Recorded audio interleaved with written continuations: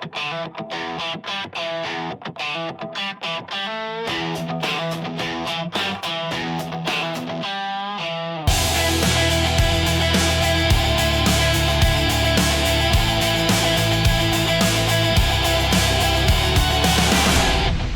to the All Access Entertainment Podcast. I am your host, Joseph Bruen. A very special guest this week, probably the most special guest that we've had thus far. Of course, a very successful businesswoman and entrepreneur. You've seen her in television. You've seen her in film, of course, Up All Night. The great Rhonda Shear. Thank you so much for joining us. Thank you, Joseph. I appreciate it. Thanks for having me. Yeah, it's a pleasure to have you here, and like I said, we've got lots to dive into. So let's kind of go to the way back. Let's rewind.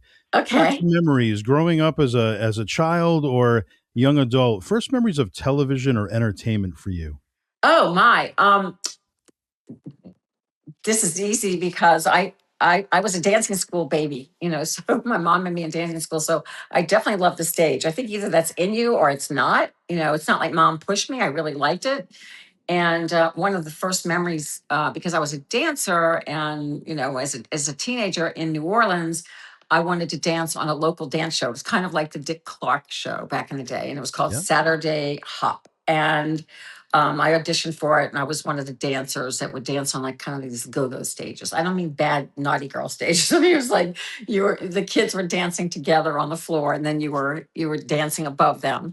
Sure. And it was just awesome. And it was more about not so much as being in front of the camera, which I love, but it was also behind the camera. And I got to know the director, and he was showing me how to switch and play with the cameras. And then I ended up staying in New Orleans, where I'm from, and going to school at Loyola and majoring in communications. And I always had LA in my mind, but I was also a homebody, so I didn't think I'd be moving from New Orleans. So I thought I'd end up in broadcasting locally. So that's what I was shooting for. But definitely local television.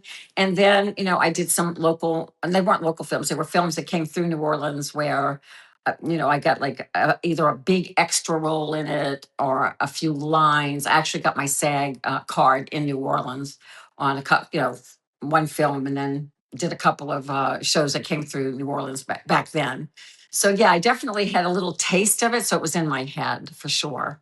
And you had a pretty extensive history with the beauty contest as well. Why don't you give us some of the background on that? That too. Well, because I wanted to dance. I wanted at very young. I wanted to be a choreographer, and that was my first memories of anything. And so I wanted to be in this dance pageant that went on to be Miss Dance of America. It was a big deal back then. And so I went into some local pageants as a teenager to give me experience to even know what a pageant was like. And then I won the first one, and I was like, oh, that's kind of cool. I went home with a trophy and a banner and flowers. And, you're young and you're like, this is cool. And a crown. Right. I really liked the crown. And then I liked the girls, and my mom got friendly with the moms. And it was like this community of pageants, and they'd have all these little local pageants in New Orleans all around town. I mean, especially in the springtime, there was like one after another local this, and very Southern. And then eventually that led up to me winning Miss Louisiana International. Then I went back and I won Miss Louisiana World. And then I went back and I won Miss Louisiana USA, because there's different pageant systems. I never won Miss Louisiana America, which my mother was very upset about. So I moved to LA at some point, and I hadn't been doing pageants in years and years, because I really stopped by the time I was 19. And I moved to LA right when I turned 23. And but I didn't know anybody out there, so I wanted to meet people, and I certainly knew how to be in pageants. So I entered Miss Hollywood, and I won Miss Hollywood, which would have led. Well, that didn't lead though to Miss America. It led to Miss It led to Miss California USA, which I did not win. And then I won Miss Los Angeles Press Club. So I won 2 or 3 different pageants out there, and then I was really done with the whole pageant thing. But I did start to meet people that introduced me to agents, and then I did. So it was just that networking thing that I started to use, and through my pageant, the memories of the pageant world. Wow. And, obviously going to school for communications and getting all this experience, like you said, behind the scenes and, the SAG and everything. And of course, just entertainment as a whole, you're off to the races. So you appear in Chips. You're in Dallas. You're in Three's Company. Full House, 1987. You were the grown-up version of Kimmy Gibbler, and you've just done so many cool things. So when it comes to television specifically, what was that like being a part of some of those early TV shows for you? When I look back at it now, I think I was really lucky. I mean, not lucky. I never was lucky in getting roles. I had to scratch my way because back then I was told I stood out too much. I couldn't be in this show. I was too pretty to be sexy, to be funny. I was too pretty to be funny or too sexy to be funny. And I always wanted comedy. I'm like, no, you can be funny. I never saw myself how other people saw myself. I just wanted to be funny. Um, but to be in those shows and work with, the Gary Marshalls and the James Burrows and the people that I worked with was magical. And I really wanted a sitcom. That was my whole thing. I grew up as a sitcom baby. I grew up loving Lucy. I watched Jeannie, Bewitched. Those were my, after school shows. And that's what I wanted. And what I loved about it is that it's like making a little theater production, not a little, it's a big theater production, but it takes a week. I mean, you get the script, you memorize it, and then you shoot it on Friday, and then you get pretty much instant gratification because you have live audiences that you shoot in front of, and so you hear the laughs, and then it's on air within a few weeks. So I love that more than films. I wasn't a film girl. I didn't want to be in movies. I know that sounds so weird. Like everybody wants to be in I didn't. I wanted to be TV. Hmm. And just that was my generation. So that was my goal. I entered a comedy improvisational class because I wanted to break my beauty queen smile and be able to be more. I knew I had that, but I didn't know how to break it. So I went to a class with a gentleman named Harvey Lembeck, who was just a great teacher and a sitcom actor himself. And Robin Williams and so many greats worked with him through the day, back in the day, and learned so much. And that's where I really started experimenting with characters and met a fellow actor, young actor, and we started doing an act together, a comedy act, a duo. And eventually I went off on my own and did my own thing, but at least that gave me confidence to get up on stages. And, but I always wanted comedy. That was it. Whatever I could do to get into a sitcom. I was like Lucy. I was like Lucy, always trying to get into the show. Yeah. I was always trying to get into the show myself. So there you go. But I loved working with those people. I learned a lot. And I always liked, and maybe the television camera love comes from my love of that very first show that I danced on in New Orleans with the studio cameras. I still love those old studio news cameras, and that's what they used on sitcoms. Sure. And let's talk about the comedy a little bit. Stand-up comedy, the PJ Party tour. You'd go on tour. Do you remember some of the other people that were involved in that? Oh my gosh, so many comics went through there. Felicia Michaels, who's well known, Carol Montgomery, um, uh, God, Lemaire. I mean, there are names that you may or may not know, but a lot of gals that worked at, oh gosh, another gal who won American Idol. Blanking on her name right now. But anyway, Yeah. caught me off guard here. I can't remember all the names off the top of my head. It's been Oh, too that's many okay. years. But so many females came and went. So what it was I did a comedy show off of all night, and I thought it'd be really cool to do this pajama party on stage where instead of the girls coming out or the ladies coming out one at a time and doing their act, I thought it'd be really cool if we all came out, or I would come out, introduce the show, do some time up front, and then had them come out onto a stage that was dressed like a bedroom Mm. set, and that there would be beds and there would be chairs and little chaise lounges, and they would wear their pajamas, and that's what they did. And so they were the audience because they were laughing at at their fellow comedians, and they were the performers, and we'd get up and do little bits. It was a great idea. It might have been a little ahead of its time, but we did work and headline in Vegas a few times in some big clubs. So, and then things just started happening in my life that I couldn't keep it out on the road. Like you have to work at that like all the time. And then the clubs became different in Vegas. Like it used to be that a showroom would book you and pay you, and then it became three walling and four walling. And that's when you basically bring the production in and you pay the rent of the building. And if you make your numbers, then you make money. Right. And so if you're doing that on your own as a little person, it's really, really expensive. So, but back in the day when I was headlining, I was paid as a comic to headline, the Riviera or opening acts or the improv at the Riviera or all the comedy clubs that were in Vegas. But when you have to lease a room, basically, that becomes a whole different expense. Yeah, I did exactly. do a few. I did do a few where they brought me in and I was, they paid for the whole show and that was great. It's just that everything's changing. Even now, today's TV, even what we're doing now with Up All Night is producing it ourselves and then putting it on streaming. So it's not like back in the day where I was hired to be on USA Network. Everything is really difficult to do on your own. Sure. Yeah, USA Network, when it comes to the original Up All Night, it was a success. People still talk about it to this day. And, it was just, you never knew what you were going to get. And that's what I enjoyed about it. When I would tune in, you'd see sometimes a comedy, you'd see a horror film, you like Right, you said, you'd have in guest or in studio guests. And right. it was a little bit of everything for everybody. And that's what I liked about it. Who were some of your favorite guests that you got to Oh my interview on the gosh. set? I had so many hundreds and hundreds of guests on through the years. I mean, one of my favorite people to work with was Gilbert Gottfried. Gilbert was amazing. Bless his soul. He was great. Always played in the sandbox with me, even after different podcasts and things I would ask him to do. Um, but he and I had a great chemistry, just a great chemistry. But there was a lot of actors that came and went on the show, and including my own crew. Sometimes the crew would definitely. I mean, we had my makeup and my hair guy would do different things. I mean, it was just a family, and when you do a show like that for 8 years, your crew becomes an extension of the cast.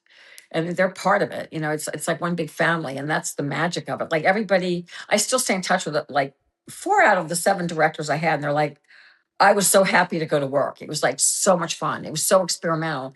And that, I guess there's a little bit of that today with streaming, but it was just this really wonderful time in cable television to be experimental. As a matter of fact, I just saw the woman who founded USA Network. Her name is Kay Koplovitz. And I just saw on LinkedIn, her name popped up that she was just named in Forbes top 250 as one of the most influential people like of an entire generation Wow. of just the way things have changed. I mean, with Elon Musk being number one and Taylor Swift being 250. And then everybody else, all these people that created and invented, just you name it. It's if you go to Forbes, it's out right now. I think it's really interesting. But they called her the mother of basic cable, which was, of course, that was the thing before streaming, and it was basic trainer cable where you could see things free. And of Yeah. course, the reason why young kids loved it is they thought they could see more than they could see, and it was the basic cable network. And they cut out everything. They cut out all the language. They cut out all the boobs, Right. but they showed enough that was titillating, and that was my job, was to keep people tuned in to watch the commercials, and Yeah. so USA Network and Up All Night had some amazing commercials. And they would actually say, Rhonda, can you go with us to meet with this account executive from Budweiser or whoever? And I'd be in meetings in New York, meeting with people from Budweiser and candy companies and Snapple. It was just a whole different time. Yeah. And those were our advertisers, and we would do really cool things like advertise within the show. So instead of they would also break for commercials, but then people would pay for certain privileges. I mean, this is very today, actually, Sure. but it actually would do a Snapple commercial within a bit. So it was very, very ahead of its time. And Very experimental. The movies were experimental. I mean, yes, we mixed. I think our best films were either the cult, films, TNA, and certainly the more the comedic horror films. I feel like resonated. I'm right. still not a heavy horror fan person myself. So I know I'm on kingsofhorror.com, but I definitely at this point, and we're looking for other venues as well, and Kings of Horror is as well, because they are a licensing company. But and we're going to soon be on Roku, probably by March. So you Right. have to look for us there as well. But it'll be the Up All Night Network. And when you see it, it'll be a lot of my personal content, but a lot of my friends' content and comedians and animation. So it's really going to be kind of like a little USA Network. So it'll be Yeah. really fun. And also shows that we make. Because my husband and I own a studio, and that makes it not cheap. We still have to pay for crew and cast, but we have the facility, which makes it really wonderful. And let's talk about that. The Kings of Horror YouTube, bringing it back. And, what was that initial feeling when you first decided that this was going to happen? And, just going back to, what people have been waiting for years. Well, I've been in an entrepreneur for the last 20 years Right. out of necessity. But in my because my husband and I got married, we're like, now what? So we started an intimate apparel company. So I've been doing that. So I wasn't really seeing this coming. And then a couple of years ago, a producer director reached out to me to do a part in his film because he knew me from back in the day from Up All Night. And it's not a local film. I mean, it's called A Throwback, and it's everywhere. You can see it's very cute. But I was local, and he was shooting it here. So I went, well, that's cool. And then another director reached out to me to do a part in his film, and everybody was from LA but me. And it was a nice sized role called The Big Game. That's coming out probably in the next 6 months. And I'm like, this is kind of fun. So I went and I got an agent out of Atlanta who was a casting director back in the day in LA. And then I got a Tyler Perry show. Like, this is Oh, crazy. I'm acting now. What the heck is going on? yeah. And so I've talked about rebooting, Up All Night. And then I've got people that work for us that shoot content because they shoot content for my business and models and everything. So my friend Jeannie goes, let's just shoot it Up All Night. So we wrote one and we shot one, and it was okay. We did it in our studio, and it wasn't bad. It wasn't great, but it wasn't bad. And then I went to a convention because I kept getting asked to do these conventions, not tons of them, but at this point, it was a couple of them that kept reaching out to me. Sure. So I went to one, and that's where I met someone from Kings of Horror who said, have you ever thought about rebooting? I'm like, well, I have, and I've played with it. And he goes, well, it might be good if you join us. He goes, I'll talk to my boss. And that's what happened. He talked to his boss, and we, came up with a deal that they would supply the films because they're licensors, and we would supply the production. And if we start making money, which really hasn't happened yet, but when we do, we would split that. So that's where we go right now. We're 6 shows in. We need to blow up to get advertisers because there's a lot of eyes. There's, even when there was USA Network, there was still less than there was now because there's so many different ways to scroll and watch, and YouTube and TikTok and Yeah. TV and a million other channels. How do they find you? How do you get the word out? So And I'm enjoying that. I've never minded, a little challenge. So it's definitely interesting to get the word out. But no doubt the word's definitely within the horror communities getting it, and within the beef movie film. And I'm getting so many calls from producers and directors, and they want to put their film on, or they want to come on the show. And that's exciting. And now more conventions have reached out. I'm doing 9 in the upcoming months. So it's definitely a buzz is out there. And that buzz, I think, is now eyes are starting to come to the show. sure. So it's very cool. We definitely want to blow it up faster, sooner than later, because we do want to make the productions even bigger and better. And we need, a budget, because right now my intimate apparel company is paying for that. Exactly right.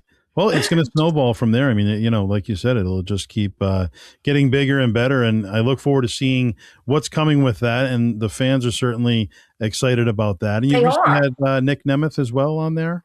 Okay, so this is so exciting. Nick Nemeth will be on February the 27th, who is Okay. also known as Dolph Ziggler, but his Yes. TNA name is Nick Nemeth, his real name.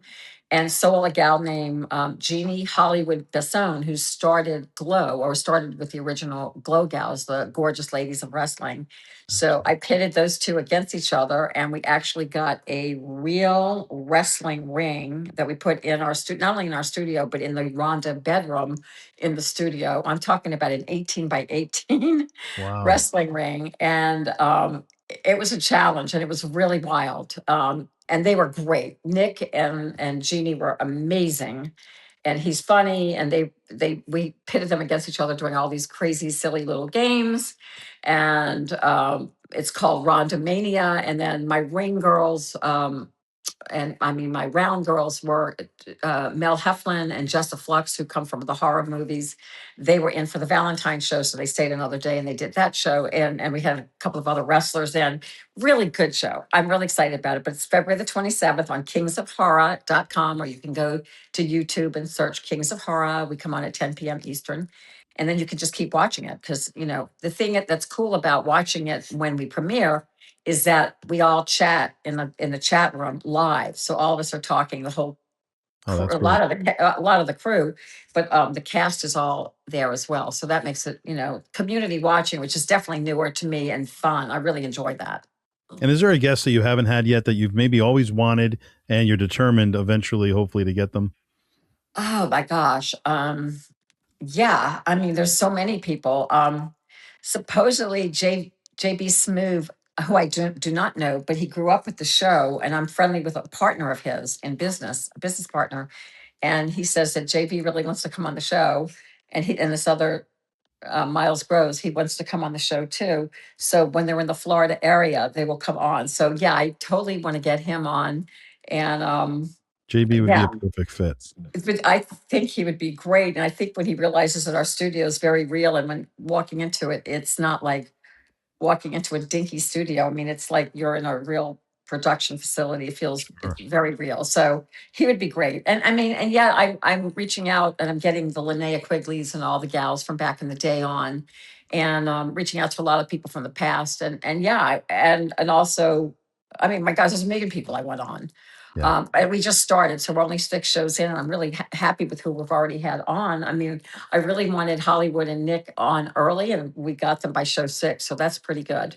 We're That's still great. feeling our way, cast, not as much the cat. My cast is great, but the crew's feeling our way, cameras, camera angles, all of that, lighting, and every week it just gets better and better and better. I have a great writer named Matt Maisto. He's wonderful.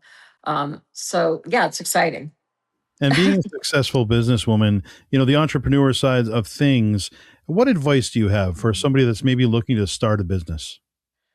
I have a book called Up All Night. You can get it on Amazon, or through rhondashear.com, or through rhondashearupallnight.com for all things the show. Um, Definitely, you can't listen to the word no, because I've been told no my entire career. And I know that sounds simple, but it's really true. I was told no, I couldn't do comedy. You're too sexy to do comedy. I was told you can't start an intimate apparel company. There's too many companies out there. I was told you couldn't run for public office. I ran for office in New Orleans back in the day when I was very young. It's everything that I've been told you can't do, I do. Now, the hardest challenge so far is all night. And I don't mean getting it up and running, because I love it, although, and I'm now writing in my mind. I mean, I do have a writer, but I worry about writing, producing, directing, catering. I worry about everything, where I could just walk onto the set and be me back in the day, or be the character. You have more responsibilities when you're producing it, a lot with my husband. But yeah, what was that question? Where were we going with this? I Oh, go well, off. just the entrepreneur side of things. If advice you have for somebody who's looking Oh, to start yeah, their own. never take no for an answer. And whatever it does, and the other thing is, like, I have a very famous bra in my company called the Ah Bra, where we sold 35 million of them worldwide, and continues to be a huge seller. And even with that, people are like, you can't do that. Well, we did it through an infomercial, because my husband and I didn't listen. Where there's a will, there's a way. I mean, my dad used to say that, and it's really true. So sometimes people say you can't get your product to, I don't want to bring my product to market because somebody will copy it. Well, guess what? Someone's thinking of that, your idea anyway. Be the first one to get it to market. Bring it to a local, flea market, wherever. People do go on Shark Tank now, and they audition for that. The only thing that's bad about Shark Tank is that they own you for life. And whatever you make forevermore, they own you. Where when I did my infomercial, we partnered up with a company out of Canada where it was 50-50%. And then when it was over, it was over.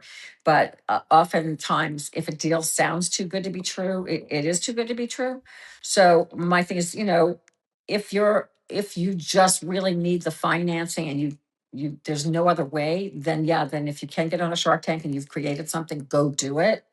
Um, we wanted to try to hold on, and I'm glad that we did, because even after we did this bra and it was already a hit, Shark Tank came to us and asked us to bring it on. I'm like, yeah, well, you've got a hit, of course. But now you Right. want to own my company and everything that I bring you from now on. No, no, no, no. That's not going to happen. It's still a huge, huge selling bra. So just don't take no for an answer. Don't be told that you can't do it, you won't succeed, and just keep eking it out. And now you have social media, Yeah. and you can sell on Facebook, and you can sell on TikTok, and you can sell on Amazon, and that's a whole new world. And that's the way I'm shopping. That's we have just started putting my own business, excuse me, on TikTok along with HSN because those companies are getting, they're aging. So TikTok Live is a great place for anybody starting. I know you have to jump through a few ropes to get your product on, but you can. It's not impossible at all. I mean, there's a lot of people that are making a lot of money through TikTok and just so many streaming services now. Well, success has followed you on all of your paths. I mean, you've been successful in so many different levels. When it comes to that, why don't you tell us about how you kind of created the persona, for Up All Night, and obviously you have a certain persona that has become iconic, and even the imposition on the up, and that sort of thing. How did that all come about? Well, it's funny. I got the audition like everybody else. I was with Dick Clark Management. He had a management wing back in the 90s, early 90s. I mean, I don't know if he still does, but did back then. And my manager had an inside track that he knew that they were going to replace the girl that was on there before me. And he knew that they wanted sexy. That's all the inside track we knew. We didn't have any other inside track to get me in the door. I had to, wait my turn like everybody else. But I did know that where a lot of the women showed up wearing like suits because that's what newscasters, because they thought it was a hosting job. So I knew it was sexy. So I mean, I was so tired of being told no, I couldn't do something that I decided, if I lose this one, it's just another part I'm going out for. So, you lose, that's part of it. For every 100 rolls you go out on, you get one. So I dressed really sexy. I plugged in my curling iron. I started curling my hair. I was just outrageous. I was just crazy in this interview and funny. I mean, I was doing stand up then. And so I just took a chance. I made a decision and took a chance. It wasn't the character. I just took a chance on being funny and sarcastic or whatever. And 3 months later, I heard that I got it. So it wasn't an immediate decision. I don't know. I never did find out why it took 3 months to make that decision. And then my first director was a guy named Tommy Lynch, who still produces children's programming. So, and I knew Tommy from back I just knew Tommy. They just happened to hire him. But he sat in my kitchen in my apartment in LA and came over and we just talked through it one night. And he said, well, how do you see this character? And I said, I see her like inquisitive and curious, but smart, but very sexy, over the top, big 80s hair, even though I started in 91, sexy clothing to keep people tuned in, a lot of cute guests on the show. And I said, I always had a catchphrase, like I used to do commercials in New Orleans for a health spa, and I was go, let's get in shape. So it was like I was always into branding before. I guess I was entrepreneurial, but never realized it. So I came up with in my kitchen with Tommy, and he goes, I love that. Let's do that. And then we created this character, which, it didn't really change, but I always spoke in third person, but I had 7 different directors. So definitely they wanted to put their mark on it, which is very interesting. And USA Network kept bringing in different directors. I don't get it, but they were all great. Only one, I felt like it just didn't. He was great. The lighting and the look of the show was amazing, but it wasn't as much fun as when I was doing like either the sketch comedy or working with people. Now, the original show was supposed to be Rhonda Up All Night on the town in LA.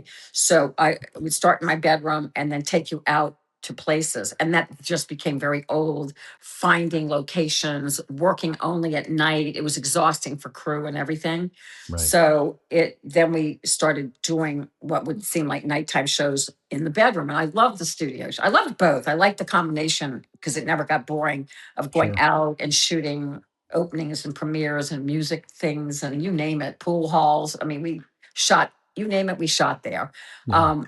But the studio gave us a little more control to do more of the sketch comedy. And then I could bring in actors and porn stars and beauty queens and cheerleaders and the Barbie twins and just like you name it, they were on the show. And the slumber parties were always the most popular. And that's like we talked about earlier. I mean, that's what it was. It was variety, and that's what I think helped make it so successful. You know, it was never dull. It was never stale. You know. Never, never. But that was beginning of basic cable. And while we were making a ton of money for USA Network, they started producing shows like La Femme Nikita and Duckman and Weird Science. And oh my God, what was the other one that I was on? Really sexy one. I can't think of it. But oh, my husband's here, so now I'm going to refer to him like his memory's any better than mine. But anyway, Silk um, stockings, maybe. no, what was the one that I did? Silk stockings. Is that what Yeah, you said? Yeah. yeah. I had a very sexy scene in that, or a few scenes. But yeah, they were actually very good. And I did a lot of the wrestling programs because WWF was broadcast on USA Network. So I covered a lot of the events, and then they created this love affair with me and what was his name? Not Burt Reynolds. Burt Reynolds wasn't a wrestler. Well, that was kind of, no, but you did the WWE. My husband is the exec producer of the show. You can see how great he pops up those names. He was on WrestleMania 10. It wasn't Bret Michaels. Bret Hart No, it was Bret Michaels. or Bret Shawn Michaels. Shawn Michaels. Yes. Yes. Ding. Oh, I'd love to get on the show. Oh, I would love to get on the show. He's like the head of I heard he's like the head of WWE now. He was Yeah. great. They came up with this love affair that we had like for a year, and I would like meet him in Vegas, and they'd photograph us, and all these funny things that we did together. All these like in the back of a limo, and then I was on WrestleMania, and he was fighting over me with Burt Reynolds. Just really fun stuff, and they were great. So I got to know a lot of the wrestlers then, and somehow or other those fan bases always crossed over each other.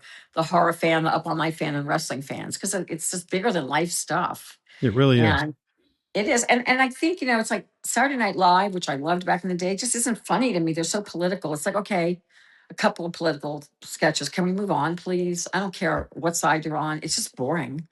I'm tired of it. Like, let's do some funny characters. Let's do some insane characters. Yeah, we're supposed to be watching this stuff to get away from the real world, Right. Well, that's exactly what I want Up All Night to be right now. That's Yeah. what I want it to be. I want it to be funny, escapism, the movie's escapism.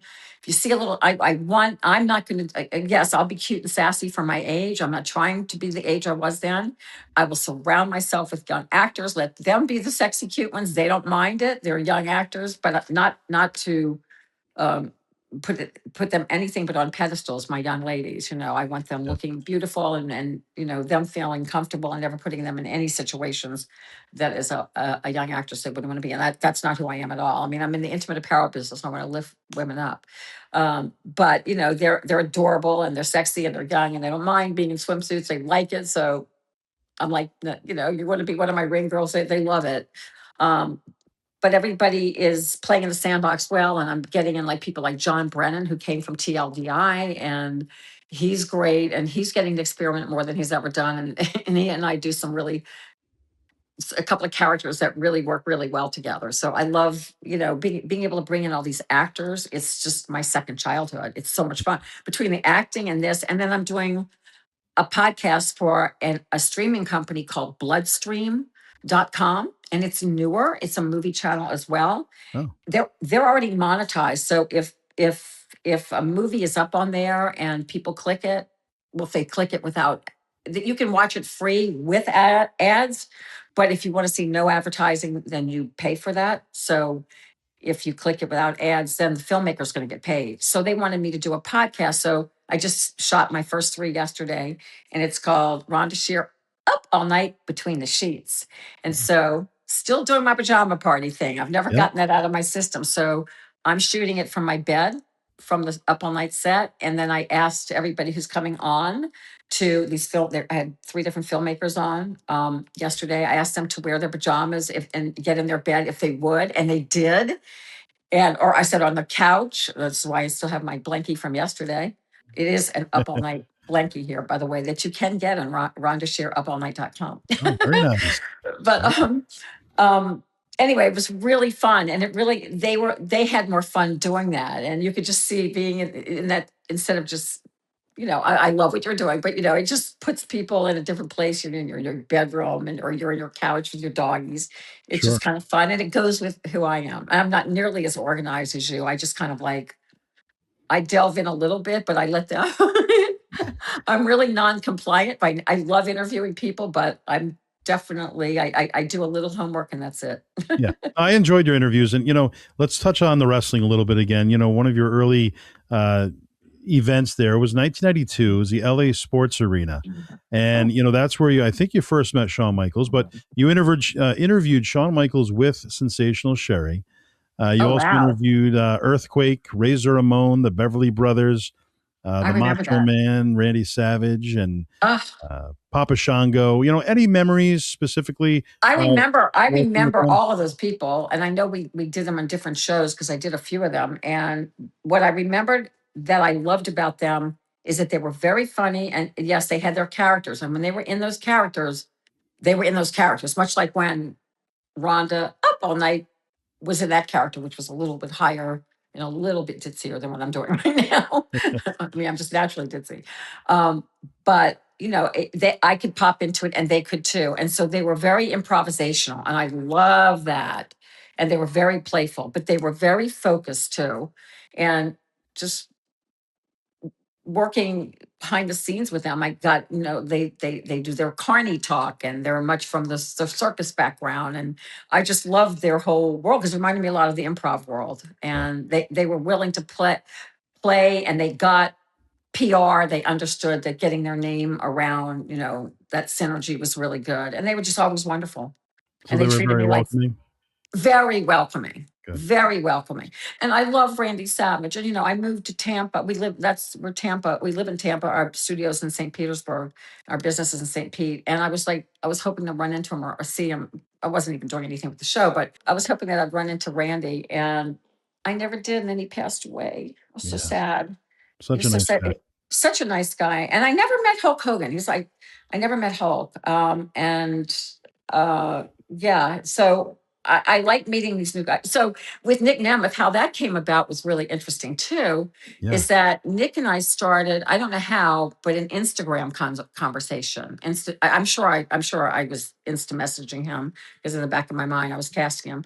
But he was like, I grew up with you and I adore you. And I'm like, well, I adore you. It was like this love thing, and I just have noted, not so much as a wrestling fan, but that he's the king of reinvention. And that's what these guys do. He started in high school and he's been doing this, but then with his brother. And he was very intrigued by my business. Like when he came to do the show, we have two big buildings in the studios and one of them, and he wanted a tour around our intimate apparel building because we design and it's the heartbeat of the whole business. And my husband showed him around the whole business. So he's entrepreneurial. So I love that Hmm. because in the entertainment business, you have to look forward because I mean, physically, how long are you going to do that? Whoop, it just turned out my light. Now it's back on. My ring light went out. Oh man. That's all right. Joseph's getting the full everything. Um, so anyway, so yeah, so I appreciate people as myself. Like when I hit 40 in LA, supposedly you were for a woman, you were over. I love what's going on now. The J Lo's and she's an ARP card woman. Who would think that J Lo, the way she looks and amazing, is over 55 now. I think that's amazing. It's like that's Yeah. so inspirational. And so many women and Jean Smart and these women that are winning awards over and over in their 70s. I think it's just great. So I'm glad to see that happening. But when I hit 40, it wasn't that way. So I ended up reuniting with my junior high school sweetheart, who's my husband, and through classmates.com. And that came out of nowhere because he was living in Lafayette, Louisiana, and I was living in LA.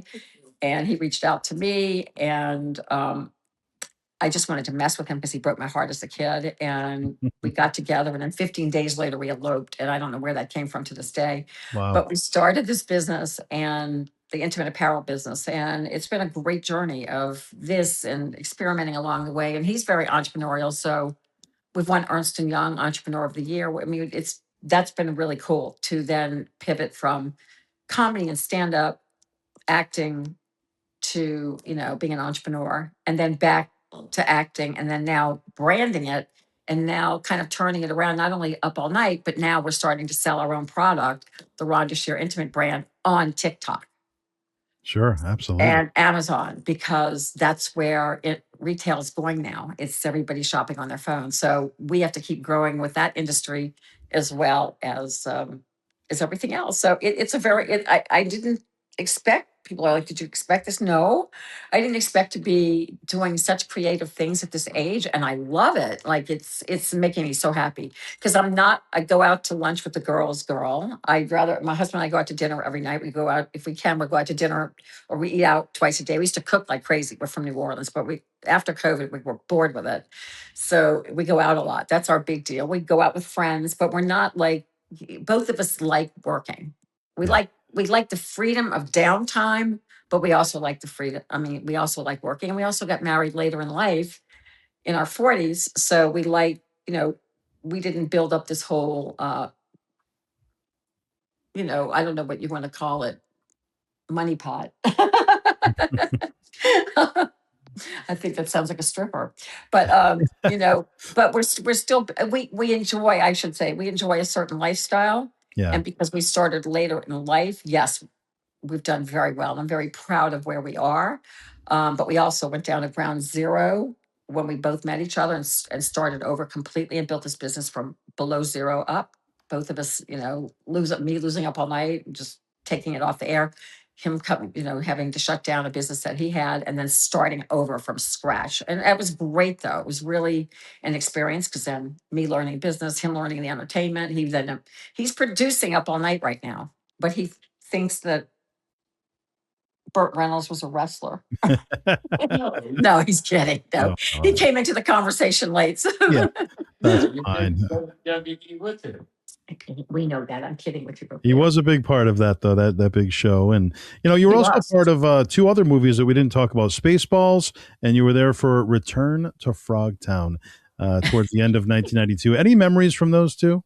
Do you know, I just remember being in Return to Frogtown and being out like on some desert and doing a role, but I don't remember that much about it. And I know everybody talks about it because I am such a television baby that if I got these, I could have gone full out horror movie and been like Linnea and all those girls. Lloyd Kaufman was a regular in our studio with Trauma Films. I never once asked him for a role. I'm sure he would have given me one. I never asked because I was so focused on the sitcoms and things that I did, like Married with Children. That's what I wanted. I wanted a television life. I was not a film baby about starring in films. I loved hosting and I loved sitcoms. Um, what was the other film? Spaceballs. Now that was different. That was Mel Brooks. And Mel Brooks made every single person read for every single role in front of him. Wow. So he cast every role personally. So usually back then, now you audition on tape on your phone, but back in the day, you go in to read for a casting director. They did get a callback, and maybe the callback would be in front of the producer, or the second or third callback would be in front of the producer director, and maybe other actors. But with Mel Brooks, on the first call, Mel Brooks was there. I'm like, wow, that's really wild.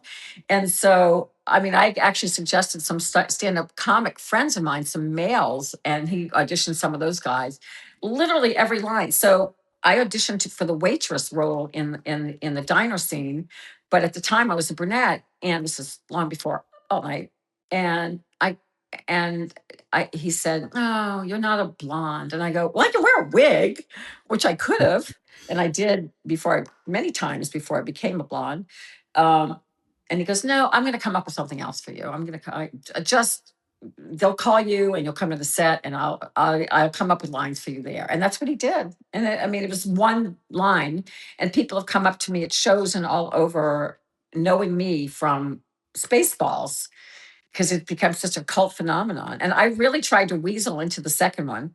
I had my agent call the producers. I reached out through. I must have bothered so many people that I think they told my agent to shut me off. Like, who is this woman? But everybody kept saying, "You've got to be in it." So I'm like, that would be a blast. And my husband and I, we would have. I don't know if they were filming in Australia. I know they were filming out of the country somewhere, and we would have flown ourselves there. I mean, just for the experience. I mean, that's the cool thing is you get to a certain point. Okay, it's not for the money you're doing this. It's just to say I was in Spaceballs too, but I got shut down. But I didn't, but I tried. Yeah, no, that's what you have to do. Absolutely. And the Never early say no. 90s. I didn't take no for an answer until my agent basically threatened me. Exactly. Well, that's why you're successful today. I mean, because you're not taking no for an answer, Oh, and you tell I'll you tell what you to who I do. won on, Joseph. You just reminded me. Bill Hader is Oh, my, yes.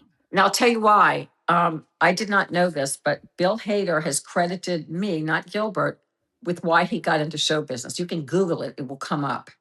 And I didn't know that until someone told me, do you know Bill Hader says that you're the reason he got into show business? I'm like, no. Wow. Then I Googled it and I've never met him. And I've tried to find him through social media. My publicist gave me his publicist's name. He didn't, he says, I'm not going to reach out. You can reach out to his publicist. And I will do that eventually. I haven't done it yet. I wanted to get the show where I felt like it needed to be. And Yep. then I will reach out to him. And that's, I mean, even if he just, we have this magic heart on the set, which we chroma key people in, like they could be obviously through Zoom, but we later put them into the show, and I would love that. That would be amazing. So Well, yeah, that's, you'll know when the right time is for that, yeah. and I'm looking forward to that. I'm going to look out for that one for sure. Okay, Yeah, cool. absolutely. So, another thing, the Rollerblade 7, you were part 1, part 2, the early 90s. Any memories of those? A lot of people still talk about those today as well. Oh, no, I can't even remember my scenes in those. Yeah, Rollerblade 7 and then the Legend of Rollerblade 7. And I think I'm mixing that up with Hell Comes to Frogtown. That's what I'm remembering, being out in the desert doing. Oh, okay. Yes, actually, yes. You're in a I desert don't scene. remember my scene in Frogtown. I don't Hmm. remember what I did in it even. This is bad. I'm going to have to rent it. Was I in it? Did they cut me out? I don't know. Yes, you were in it. You were. Yep. Okay. Okay, so I'm going to have to find out about Hell Comes to Frogtown. You're gonna I have to wonder, add those to the would that be an things up to all night follow kind of now. movie? Would that be an up? Absolutely would be, yes. Okay, then I have to do it. There was a movie I did called Basic Training, Yeah. and we can't find the owners of that film, but that would be great. With oh my gosh, it wasn't May Quigley. She passed away. I'm blanking on the name. Pull it up. I mean, there was a really good cast. Yeah. It was I mean, it was long ago. But it's a cute little film about Washington. It's very, very up all nighty. I would love to get Basic Training. I would love Hell Comes to Frogtown. There's a lot of the ones I would like to get that are the campy horror films. I'd love to Exactly. get. I would love Lloyd Kaufman, but I know he's got his own streaming service. But I mean, Lloyd's done a lot of things for me when it comes to podcasts. He's definitely played with me and always shown up for me. So maybe we could get one of his films. I don't know. Oh, that'd be wonderful. What would you say, being a part of this industry, what has your greatest challenge been so far? Always having to explain myself. Not so much because you reinvent. I don't think I've ever reinvented like people think. I've always been me. It's just that even on Home Shopping Network, there'll be like a new buyer comes in. And it's like, okay, well, I've been here 20 years. Now I've been here 25, 20 years, and I'm known for this. It's like, well, like you've done your homework and you know about me. It's like, why do I always have to keep explaining myself? Right. I've done a whole lot. So I feel like that. I mean, maybe not as much now, but definitely through the years, I felt like I would always have to like reiterate, and I don't want to keep having to brag about myself. It's like I mean, I know I had a big career and I did a lot, but no, I mean, I'm not a mega A lister by any means, but I did have my days in the sun in LA where paparazzi would definitely stop and Rhonda, right. That's a great taste of that, to feel that. And I never hated 1 minute like these celebrities are like, I hate it. I'm like, if you are a public figure, you learn to love your fans, you're doing it for them. Right. Exactly. And on the flip side of that, what would you say has been the most rewarding for you being in this industry? I think the most rewarding is, so with comedy, it was the laughter from the audience. In the sitcom world, it was the laughter and the applause when you did the scenes, and then the show would come out and it'd be highly rated. Up All Night was highly rated, and so I ended up doing it for until the show was just canceled because the network was bought, 8 years. So rewarding in that I kept getting hired for 8 years in a row and even did Latin America up all night. And the fact that I have been now in the intimate apparel business 25 years, and we've been on Home Shopping Network that whole time as a manufacturer, and that women come to me and tell me how much they love my bras, women with breast cancer, how much it's changed them. So basically, it's been the audience or my customers' support and reviews, applause, or love all these years. So apparently, I'm a very needy person. Great question, though. Great question. And when it comes to voice work, you've obviously dabbled in that multiple times over the years, but let's talk about specifically Meet the Cleavers. Why don't you tell us about that? Meet the Cleavers is going to be on my Roku channel. We're building it All together. right.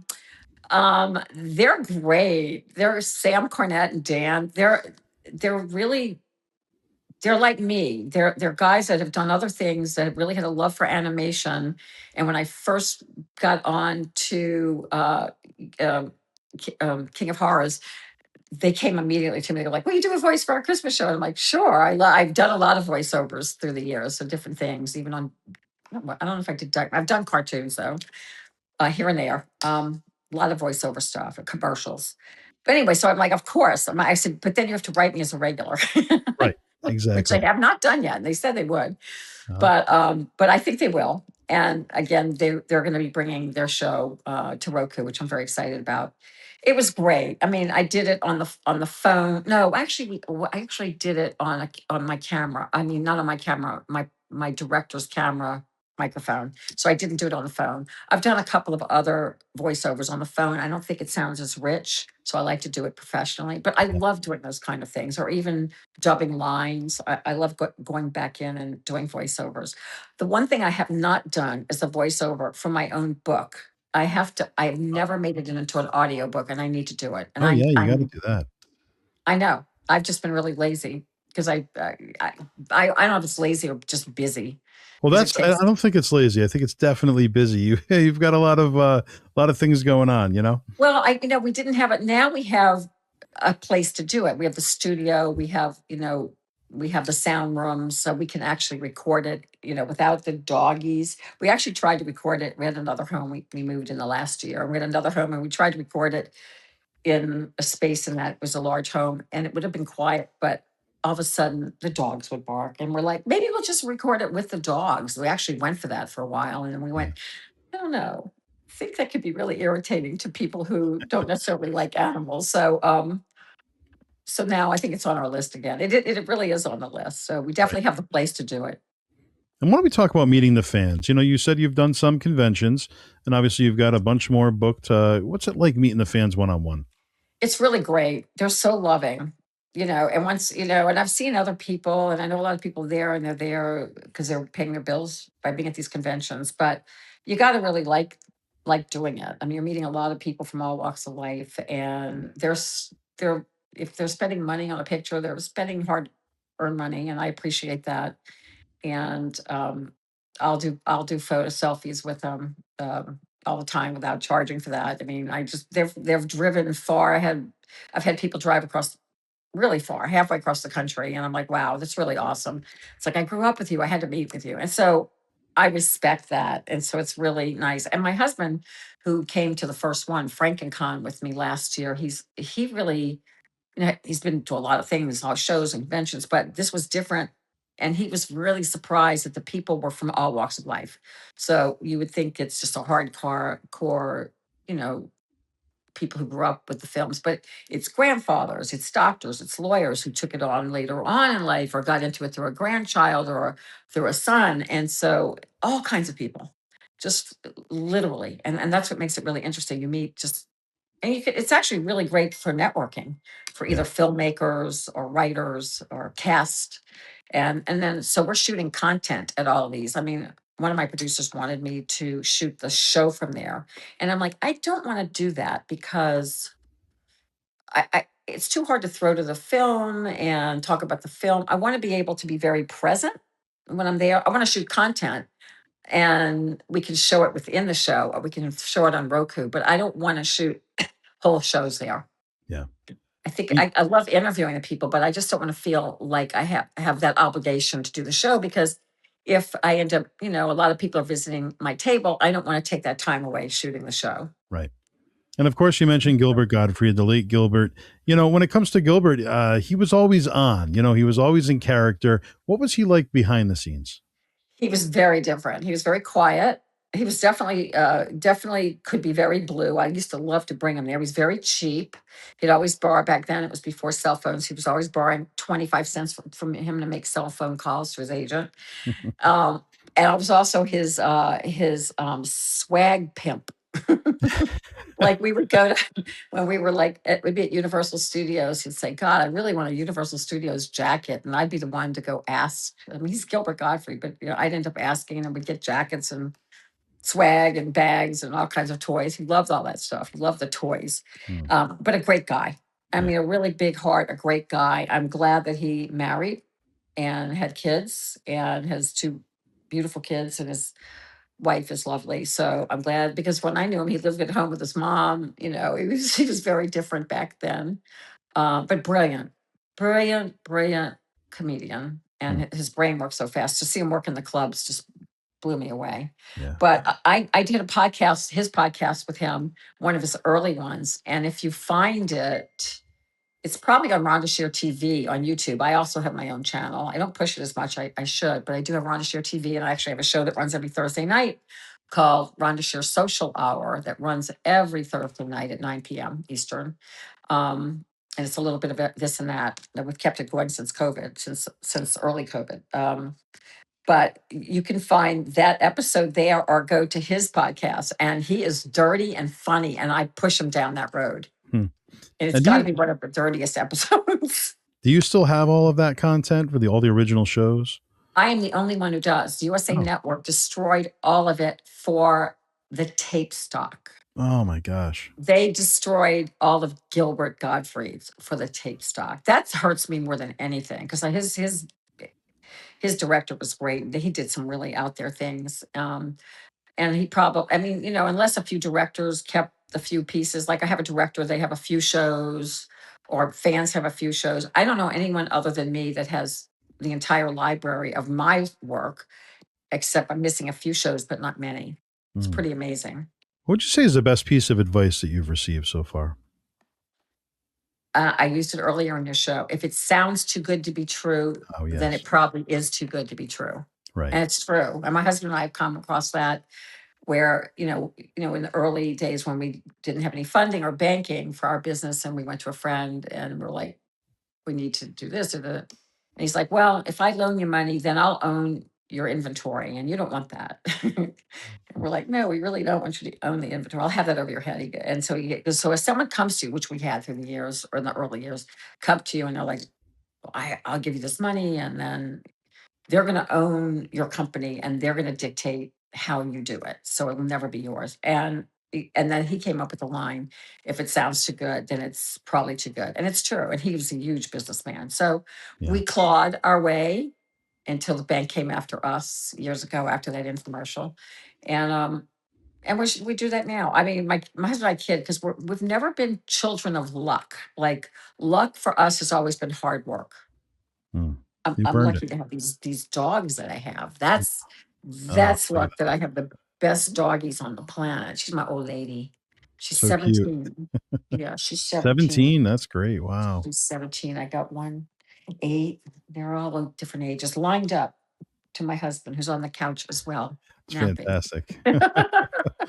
So we mentioned the LA Sports Arena for 1992. You did some WWF stuff. You would return to the WWF 1994, and this time at the Arrowhead Pond, and you would interview the Men on a Mission, Mr. Fuji and Yokozuna, Irwin R. Shyster, the Smoking Guns, the Quebecers, Doink and Dink, and Bastion Booger. And I remember Doink and Dink out of those. I remember the Asian character. What was his name? Yokozuna. Yes, I remember him. I remember them for some reason. Wow. See, in my mind, I've put all those shows together. I knew that there were separate ones, but I put them all together. What made that show unique is you were a special guest ring announcer for one of the matches. So in the ring, you ring announced the Smoking Guns against the Head Shrinkers. And I just wondered if you had any memories from, doing that out in front of the crowd. I loved it because I never had fear because I was already doing stand up. And now it makes sense. I knew I'd been in the ring and it wasn't at WrestleMania. I remember being in the ring and it was great. It was a head trip. It was because the crowd goes crazy. And these are huge arenas and the crowd's insane and they're loving. And so when I walked out, I got a huge ovation. And then I remember though, and the reason why I remember it is because we just did the show with Nick in Hollywood, and we had the 18 by 18-foot real ring in our studio. And I remember the ring being very easy to walk on back then. And the ring we got, which someone loaned to us, which was very lovely, um, was it's a training ring, but Nick and Hollywood both called it a death trap. It was like walking on a rowboat in high weather, in high waves.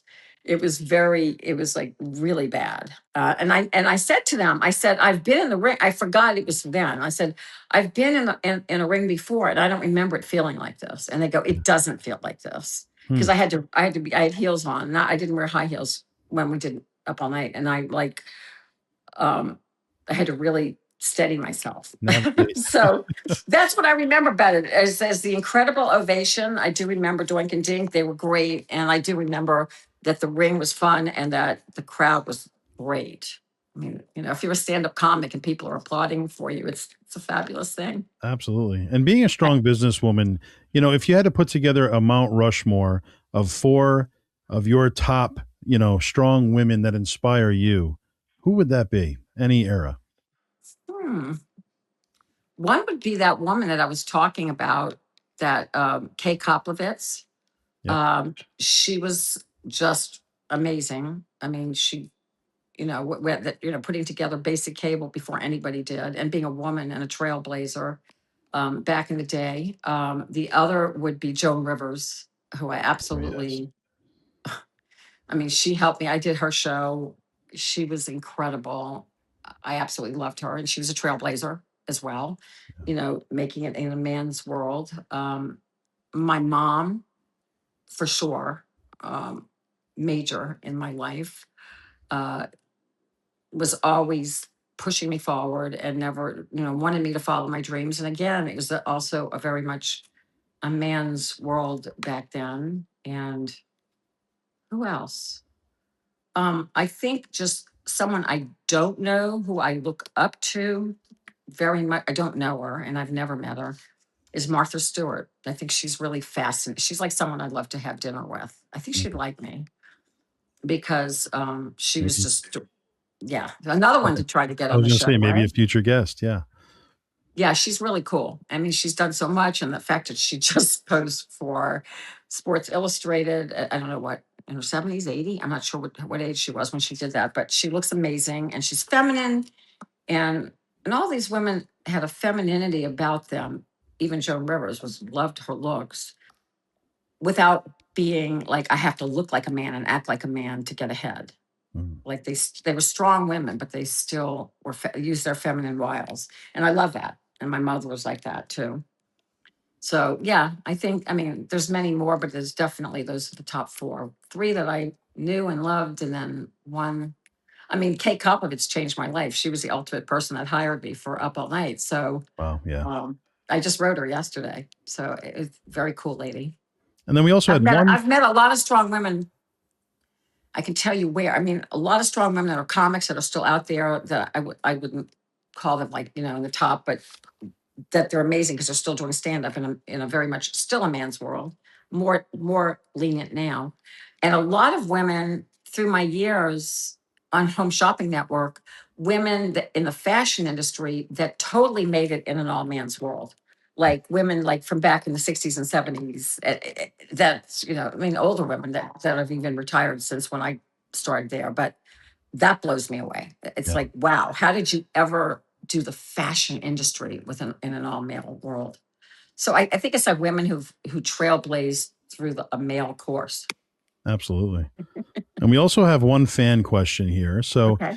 they put it in here ahead of time, obviously. When it comes to WrestleMania 10, they wanted to bring that up specifically. So Madison Square Garden, you were there with Burt Reynolds, Donnie Wahlberg, Jenny Garth from 90210, and also one of the who was it? Cy Sperling from the Hair Club for Men.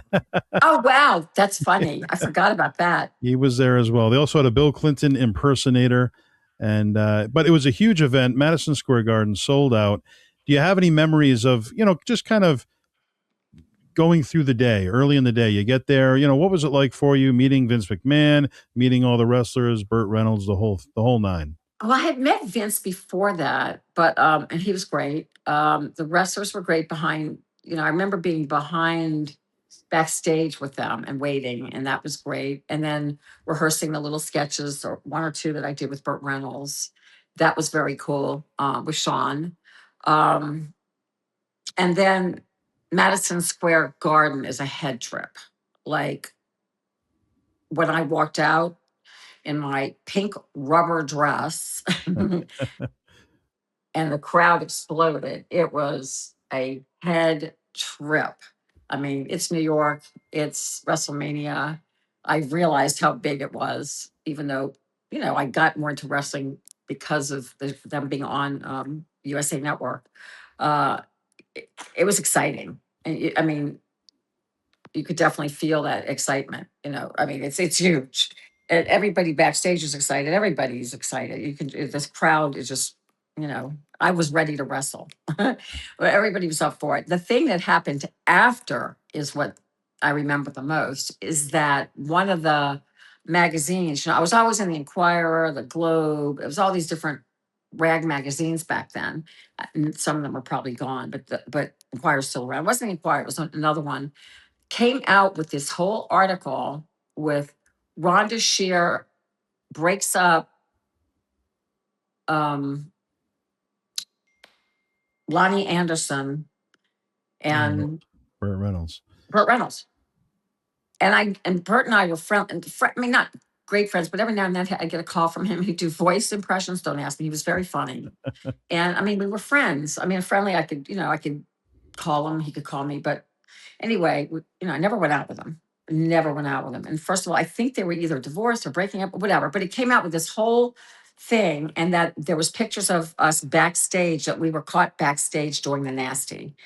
And first of all, I was never backstage with him alone, other than we were rehearsing, and there was no pictures of us back because no people weren't doing selfies then back then. Yeah. And so it was all BS, and I don't know why. And they insisted on it, and it persisted for weeks. Wow. On the cover. It kept getting, it was on the cover, then it would be on the cover but smaller, and it kept going. And then so I got this phone call from Bert, and he's like, "Did you plant this?" Because women would plant things to get the notoriety. And I'm like, no, I wouldn't do that to myself. I already have a reputation of being like an airhead. If people don't know the show, they just see the blonde hair.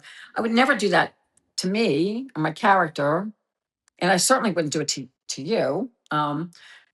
I mean, I wouldn't even think I thought of that. So, I mean, but in the beginning, it kind of hurt me that he made, called me that way. Then, so it died out, and he realized it wasn't me. But I don't know what happened. I don't know if he sued them, and then I don't even know what that was about. I mean, it was crazy. I had nothing to do with it. It was like shocking. So bizarre. So bizarre. But that's how it is. I guess that's how it starts with the Inquirer and all those papers back then. That's just Yeah. But not the Inquirer was, I've worked with the Inquirer before. I did different things through the years with the Inquirer. They were never bad. I mean, they would put me in their fashion section. Sometimes they'd trash me. Sometimes they'd make over it. But I was in those magazines a lot, usually because they'd catch me in a costume from the show. And so they would put it like I was out in the town wearing something, crazy. And that was great. That was PR. That was all great. I just didn't like them or having Bert think that I would do something like that. Other than that, I'm all about even bad PR is good PR, but not like hurting someone that I knew as a friend. Sure. Or making me look like a slut. Right. But overall, WrestleMania 10 was a good experience for you? Oh my God, it was amazing. No, it's definitely a highlight. You say there's moments and highlights of your life. That's definitely one of them. Walking out into Madison Square Garden is definitely a trip.